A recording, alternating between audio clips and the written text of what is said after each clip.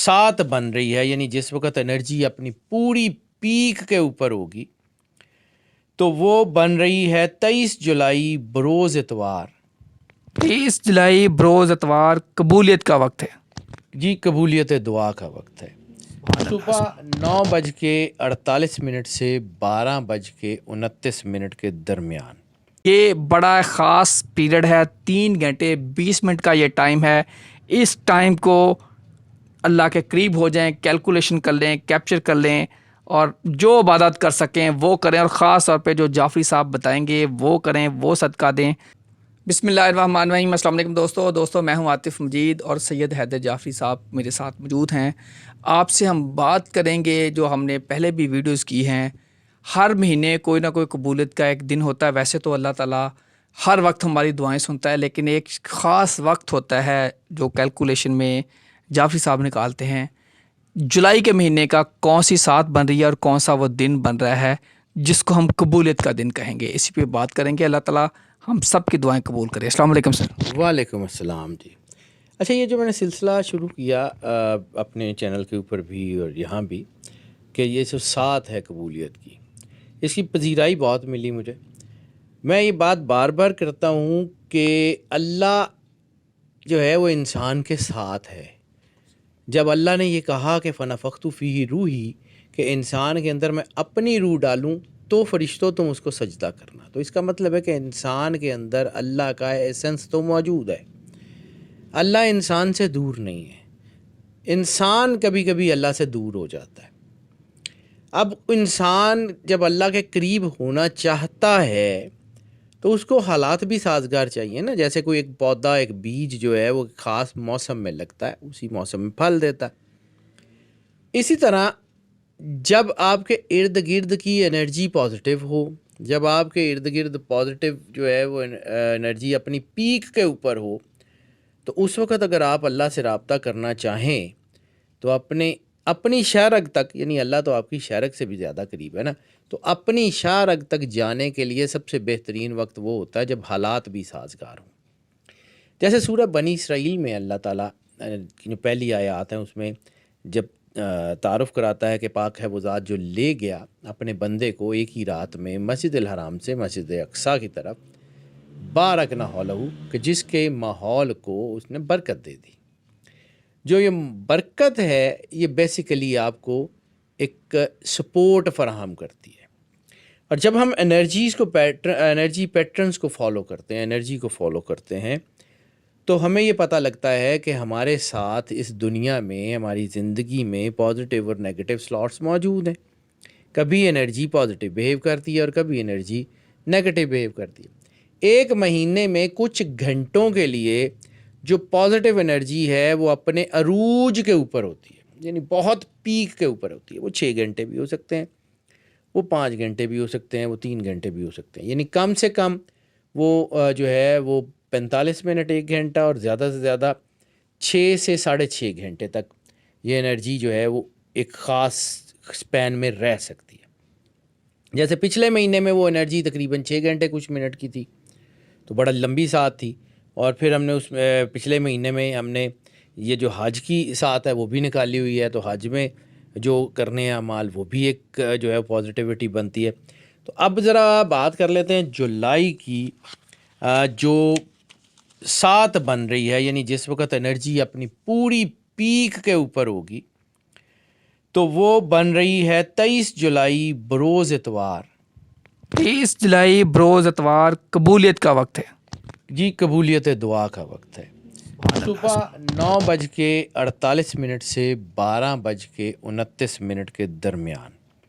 अब 9:48 और 12:29 के दरमियान एक चीज़ आपको ये भी ख्याल रखना है कि इसके दरमियान कुछ टाइम, थोड़ा अरसा ज़वाल का भी आएगा। यानी आपने जो भी सप्लिकेशन करनी है, इबादत करनी है, दुआ करनी है, वो इसी टाइम की मैनेजमेंट के हवाले से करनी है। यानी ये ना हो कि क्योंकि ज़वाल के टाइम में चूँकि हम सजदा नहीं कर सकते, तो जो सलातुल हाजत या जो भी इसमें बताया हुआ है वो आगे मैं चल के बताता हूँ, वो उस हिसाब से प्लान करना है कि वो ना हो कि आप जिस वक्त इबादत कर रहे हो तो ज़वाल का टाइम आ जाए। अब ये जो टोटल टाइम बनता है ये 3 घंटे और 20 मिनट तकरीबन बनते हैं। اس میں جو انرجی بن رہی ہے قرآن پاک کے سب سے زیادہ جو صورتیں آپ کو اس ٹائم میں سپورٹ کریں گی، ویسے تو پورا قرآن حرف حرف جو ہے وہ برکت ہے، آپ کہیں سے بھی پڑھیں وہ آپ کو حصول ہوتا ہے، لیکن جب ہم آپ کو سلیکٹڈ کہتے ہیں نا کہ فلاں صورت پڑھ لیں فلاں صورت پڑھ لیں، تو ہم اس پوری ہورائزن کی انرجی کو قرآن پاک کی انرجی سے میچ کر کے بتا رہے ہوتے ہیں کہ آپ ایسے کر لیں۔ بالکل صحیح۔ ناظرین، یہ 23 جولائی بروز اتوار صبح 9:48 سے لے کے 12:29، یہ بڑا خاص پیریڈ ہے، 3 گھنٹے 20 منٹ کا یہ ٹائم ہے۔ اس ٹائم کو اللہ کے قریب ہو جائیں، کیلکولیشن کر لیں، کیپچر کر لیں، اور جو عبادت کر سکیں وہ کریں، اور خاص طور پہ جو جعفری صاحب بتائیں گے وہ کریں، وہ صدقہ دیں۔ باقی اللہ تعالیٰ آپ سب کی حفاظت کریں گے انشاءاللہ تعالیٰ۔ سر جی، یہ جو میں 3 گھنٹے جو ٹائم بتا رہا ہوں نا، یہ 9:48، یہ پی ایس ٹی یعنی پاکستان اسٹینڈرڈ ٹائم کے حوالے سے بتا رہا ہوں۔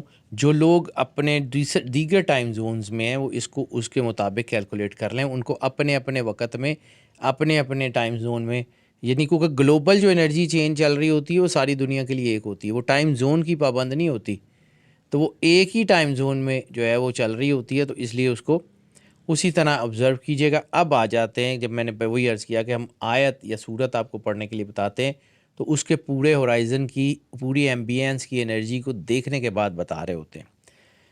تو سب سے پہلے آپ نے کرنا یہ ہے کہ درود پاک سب سے بڑی طاقت ہے، سرکار سرور انبیاء صلی اللہ علیہ وآلہ وسلم کی بارگاہ اقدس میں درود پاک کا نذرانہ ویسے تو جتنا زیادہ پیش کر سکتے ہیں وہ ضرور پیش کریں، لیکن کم از کم سب سے پہلے درود پاک کی ایک تسبیح کم از کم تلاوت کریں۔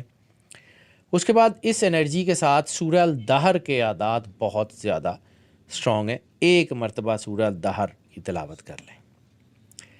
اس کے بعد آپ نے صرف 5 مرتبہ سورہ علم نشرہ کی تلاوت کرنی ہے، سورہ فاتحہ 1 مرتبہ تلاوت کرنی ہے، اور دوبارہ سورہ علم نشرہ 5 مرتبہ تلاوت کرنے کے بعد دوبارہ درود پاک کم از کم ایک تسبیح اس کی تلاوت کر لیں۔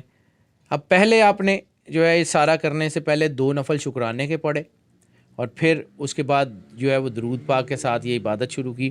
اب جب آپ نے دوبارہ درود پاک پڑھ لیا، یعنی شکرانے کے نفل اس نیت سے پڑھے کہ اللہ نے ہمیں اپنے دین پہ رکھا، سرکار ختمی مرتبہ سرور انبیاء صلی اللہ علیہ وآلہ وسلم کا نام لیوا کیا، ہمیں اپنے نام کی معرفت دی، ہمیں عطا کیا، تو جو کچھ اللہ نے آپ کو دیا ہے، جو کچھ اللہ نے دیا ہے اس کو سامنے رکھتے ہوئے 2 نفل شکرانے کے سب سے پہلے ادا کریں، پھر درود پاک، پھر 1 مرتبہ سورہ دہر، 5 مرتبہ سورہ علم نشرہ، 1 مرتبہ سورہ فاتحہ، 5 مرتبہ سورہ علم نشرہ، پھر دوبارہ درود پاک، اور پھر اب دوبارہ 2 نفل جو پڑھنے ہیں وہ شکرانے کے نہیں پڑھنے، وہ پڑھنے ہیں صلاۃ الحاجت۔ صلاۃ الحاجت جو ہے وہ 2 رکعت ادا کریں، اس کے بعد دعا کریں، اس طرح دعا کریں کہ جیسے بچہ اپنی ماں کے پاس جاتا ہے، اس کو یقین ہوتا ہے کہ اس کی ماں اس کی مدد کرے گی۔